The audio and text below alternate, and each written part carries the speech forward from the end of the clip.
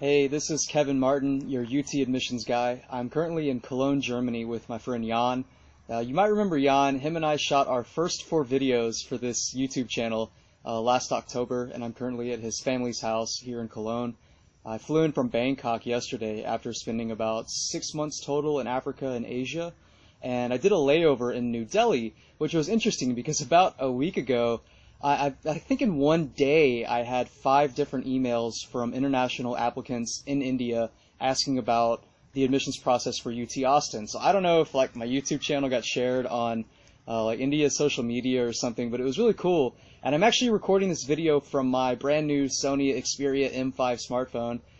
It's actually the first smartphone I've ever owned in my life. So this is a fun video. It's unedited, raw, because I had 4 or 5 more comments on my various videos asking for more information about international applicants. And since this is a timely issue and since I've been spending a lot of time overseas, I thought, hey, let's talk about international applications today. So I actually found some really cool statistics online that talk a lot about what international enrollment and applications look like at UT Austin. So last fall, so for 2015, there were 4,534 foreign applicants. Of those, 944 were admitted and 358 students enrolled. So that's actually a pretty low admissions rate at about 21%. University-wide, the admissions rate is around 35%. And so as an international applicant, there's a lot more applicants than there are people who are going to be admitted. Of the 358 who enrolled, that is about 4.6% of the total undergraduate enrollment population for first-time freshmen at UT Austin. About 90% come from the state of Texas, and the other 5% come from out-of-state students who are American residents. Of the countries who are sending students to the United States, there are about 2,000 foreign undergraduate students on UT's campus, and the 5 most popular countries that are sending students are number 1 with Mexico, sends 436. Korea sends about 335 students amongst the total 38,000 undergraduate enrollment. China clocks in at 308. India is popular at 144, and the UK rounds out the top 5 at sending 57 students for total enrollment on campus each year. And so, that gives a little context of who else is applying and how many students are getting in who are applying from foreign countries. And so because of all these requests, I wanted to give a brief overview of what international applications look like. So the fee to apply is $90. That's a non-refundable fee, and it's a little bit higher than the fee for American residents because there's a little bit more involved in the international process. You're still going to submit the 2 required essays along with the SAT or ACT, just like any other student would. You also have to submit your transcript, of course, because the University of Texas wants to see how you're doing in your classes. And I know all countries use different systems, but UT needs to have a certification that or a documentation to show that your high school is equivalent to a United States high school. And if you're on the British system where you're taking your A or your O levels, after you take your exams, you also need to send those scores to UT Austin. If your transcript is not in English, for instance, if you're a Chinese student at a Chinese language school, you need to pay for your transcript to be translated. UT Austin won't do that for you, so that's another thing to keep in mind. Another really important piece is those language proficiency exams, the IELTS or the TOEFL. If you come from a non-English speaking country, you can find the list of English speaking countries online. The minimum score on the TOEFL is 550 for the paper and a 213 for the online exam, and the minimum score for the IELTS is a 6.5.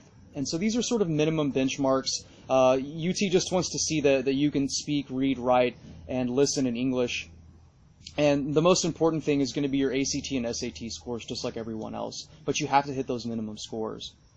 One thing to really consider if you want to go to UT Austin or any university in the United States for that matter is it's really expensive. Tuition and fees plus the cost of living at UT, you're looking at about $55,000 a year. So for a total education for 4 years at UT Austin, you're looking at about $200,000. And so once you're admitted, in order to enroll, you have to submit proof of finances that you can afford your education at UT Austin. And so oftentimes international applications is really an option for the privileged, and that's just a reality of the situation. And that goes up to the bigger and all important question is, how do you pay for it? And one of my subscribers shared with me a video that someone in India had produced, giving admissions application information to Indian applicants, and he was saying how UT Austin provides a tuition waiver if you receive a merit-based scholarship from the university. The minimum is a $1,000 scholarship, and legally that's true, but the problem is very few international students receive scholarships from the University of Texas. The reality of the situation is that international enrolling students are oftentimes a really big money-making potential for these universities, because you're paying a lot more than, say, a Texas resident. And so universities are a lot less inclined, especially public ones, to give international students a scholarship. So if you want to go to UT Austin, the reality is you're probably going to have the money to pay for it. Or another way to go about it, and this is maybe the best example I've seen of international students who have found success in the American system, is to receive your student visa and enroll at a community college for a year or two. This will allow you to have, adjust to the American system, get college level grades, and also establish residency, which is a difficult process, but that's kind of a topic for another day. One interesting thing that I think is really cool is we have a special relationship with Mexico, and given that Mexico sends the most undergraduate students to the University of Texas, we have something called a good neighbor tuition waiver, where if you're a Mexican national who can demonstrate financial need, you may have that international fee waived. And so if you're viewing me from Mexico, that's one option that's available to you, assuming that you demonstrate proof of financial need. The last thing I want to talk about is the essays. So the essays are extremely important. If you're watching this video, you may not be a native speaker of English. Writing an essay in German or in Chinese or Tamil is really difficult, and writing a college essay in any language is hard, but especially when you're writing an already difficult essay prompt in your non-native language, the essays are extremely important. I know my friend Jan, for instance, who's sitting behind me, I helped him on his essays applying for his international business school in Holland. And it's a difficult process, and essays are really important. And your essay reviewer is going to judge the quality of your essays, and they want to see that it's at a native level of proficiency. And so you really need to spend a lot of time working on those essays.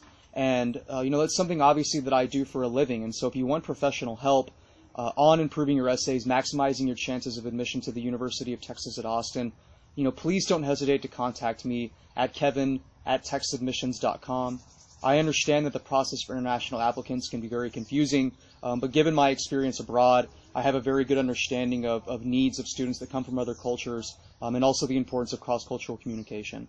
And so I hope this message finds you well. I'm leaving to Portugal tomorrow with Jan, where him and I will spend a week, which is a part of the world I've never visited before, so I'm really excited for that.